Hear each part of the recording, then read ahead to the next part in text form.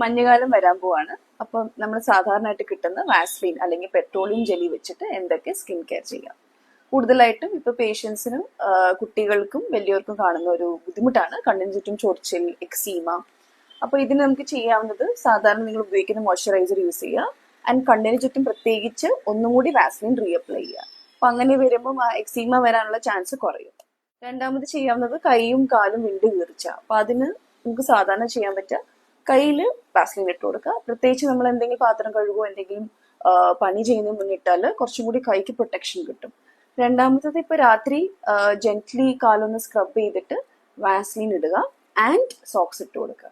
അപ്പൊ ഇങ്ങനെ ഇടുമ്പോൾ മോർണിംഗ് ആകുമ്പോഴത്തേക്കും കാല് നല്ല സോഫ്റ്റ് ആവും. മൂന്നാമത്തത് ചുണ്ട് വിണ്ട് കീറുന്നതിന് കുട്ടികൾക്കും വലിയവർക്കും ഒരേപോലെ ഉപയോഗിക്കാൻ പറ്റിയ ഒരു സിമ്പിൾ ക്രീമാണ് വാസലിൻ അല്ലെങ്കിൽ പെട്രോളിയം ജെല്ലി.